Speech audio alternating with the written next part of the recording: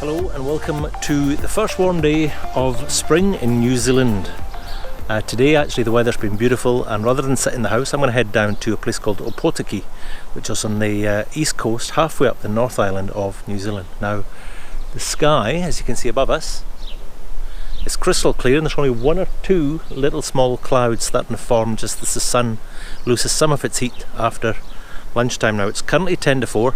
We've got sunset at around about 20 past 7 tonight. I've got about a 2 hours drive to get to Opotiki from here. So I'm going to set off, see what I find. I think I know where I'm going. But looking at the sky has been blue and cloudless all day, but there's a slight mist way up high. And the slight mist way up high is the stuff that could and should provide me with some fireworks and some colour in the sky if I shoot east with the sun behind me tonight. So as I shoot towards the north and shoot towards the east to the horizon, I should be presented with some lovely opportunity to capture some colours in the sky as the sun goes down. So without further ado, let's jump in the car and see where we end up. Landscape photography should be easy, but you need so much stuff. I've gone and left the house and I have one charger for the GoPro that I don't have with me, and my GoPro is at 35%, so I have 3 or 4 chargers with me, and I think I've got everything else. Yep, I think that's it. I'm back in the car. It's actually 132 kilometres away, which is further than I thought it would be, and we'll be turning off the main road up State Highway 30 towards Whakatane. And State Highway 30 is actually a beautiful road which takes us past Lake Rotuiti, Lake Rotuehu and Lake Rotaman. We get some beautiful views from the top before we descend down the hill towards Whakatane. But before we get to Whakatane, we've got to turn off to the right and take a little country road down towards Opotiki, just in time for sunset. Welcome to New Zealand. I'm on the beach. I'm just outside Opotiki, just south of Whakatane. For those of you who think I'm swearing, I'm not. WH is pronounced F in Maori language, so Whakatane is spelled WHAKATANE.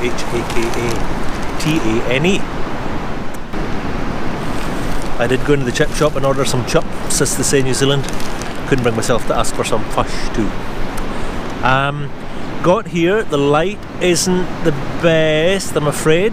The sky is still very clear, and I do have the formation of some clouds away out on the horizon here. They're very sporadic, they're very low, they are forming quickly but they're disappearing quick, and it's not windy enough to blow them into shore so that I can get them in my shot.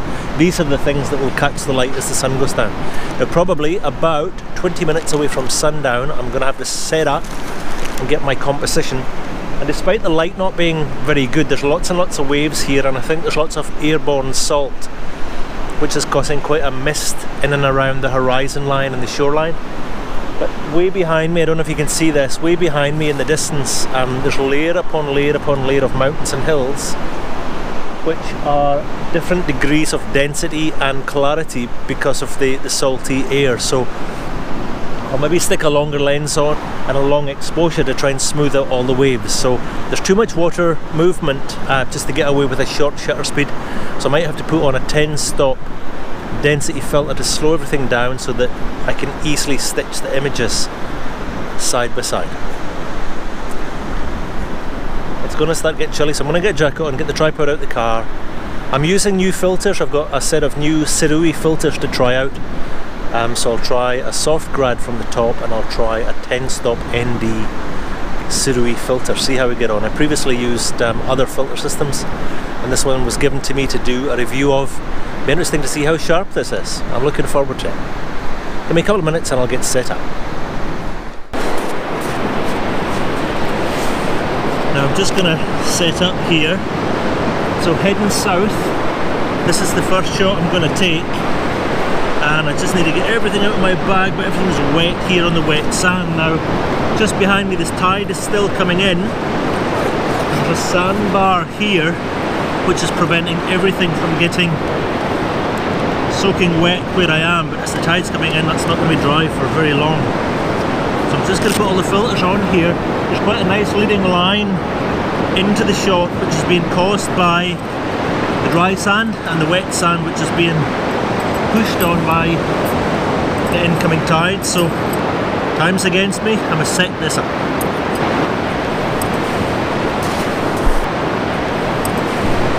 Right, I've got the camera on the tripod. I have got the new filter system on, and I've got a 10 stop filter on to try and slow down the sea, so it should just make it all white because there's so much surf there.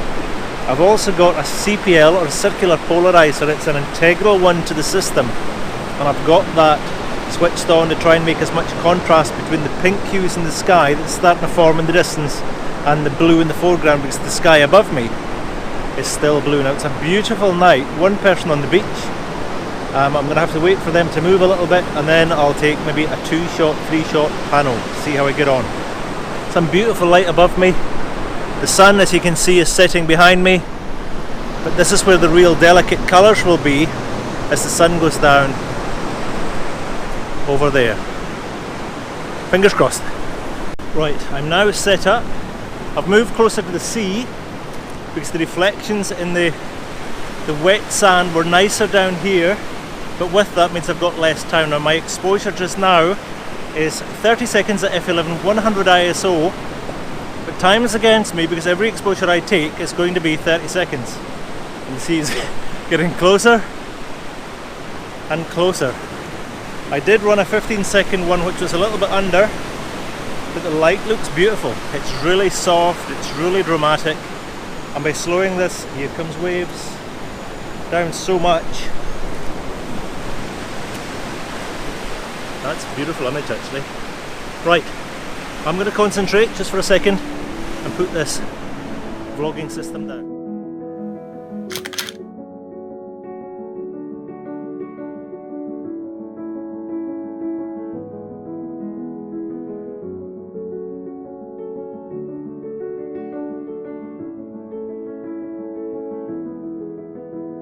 So I've still got 2 clouds away out in the horizon, but I'm not going to get them because they're just too far out. Now that's a real shame, because this is really nice colours, but it just needs something in the sky. Now that's 2 shots taken.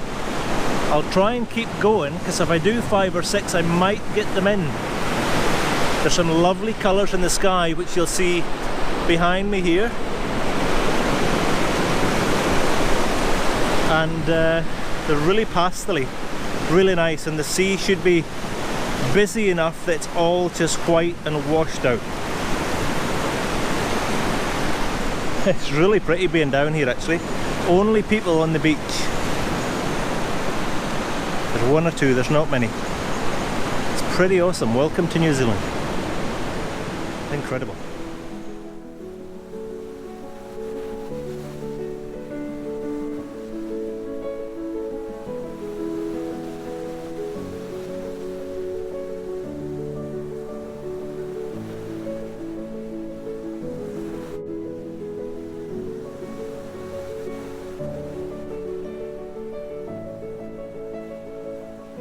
Now I've just gone back to the bag to try and get hold of the intervalometer to slow this down to maybe a minute, just to ensure that I've got enough motion in the water that I can get rid of any seams and joints in Lightroom. But I don't have it. It's sitting on my desk, I think next to my computer, so whilst I collected the GoPro charging cable, I probably should have picked that up too. Not to worry, I'll go from f11 to f8, which will give me that extra stop, but it doesn't extend my shutter speed obviously. And I'm also just a little bit dark with f11 30 seconds. And I have gone wide enough to try and get the cloud in. I've come inland a little bit, and I'm going to go to f8 at 30 seconds. As the light's starting to fall, and I may just need it a little bit more, so I've come inland away from the water, but also to get this real contrasty reflection. So I'm starting to lose colour in the sky now. I don't know what I'm going to get with this one. It might be quite different. It'll be a 5-6 shot panel again. I won't get the clouds in because I'm further away from the sea line. I'm further away from the sea line, So it'll just have to be focused in on the hills themselves and all the layers I've got with the contrasting landmass. Pretty cool though.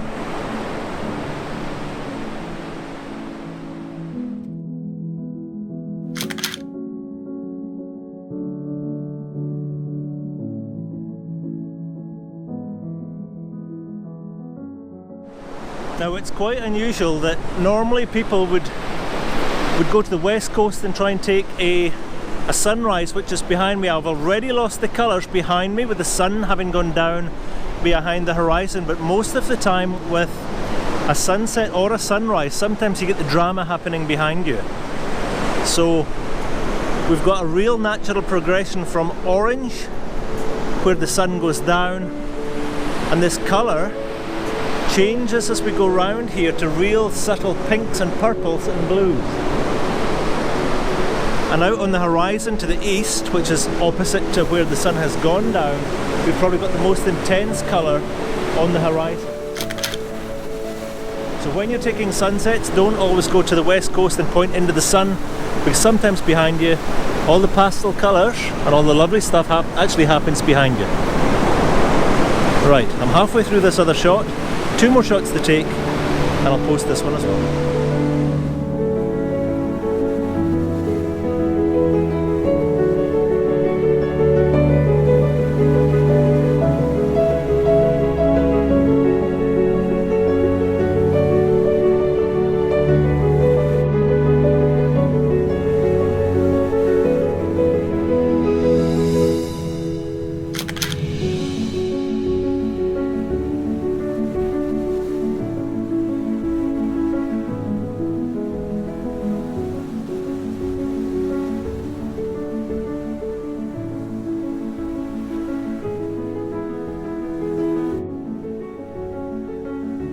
I've taken the 2 shots from behind me, and I'm just taking one back up towards the north to where the sun's setting into the more orange sky, and I'm going to take a 3-shot horizontal pano from the landmass on the left, which is in shadow, all the way out to, I think it's called Whale Island on the right hand side. So again, this is 30 seconds, this is f11. It's starting to get pretty dark, but I've got the island, I've got everything I need, so I'm probably going to pack in at that. I hope I've got 3 really good photographs here tonight.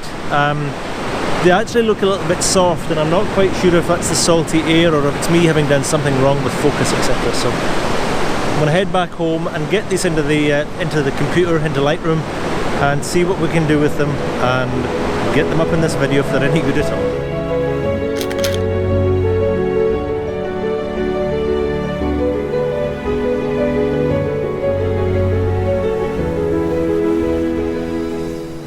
Thanks for coming with me. Until next time, it's been fun. Beautiful night. Cheerio.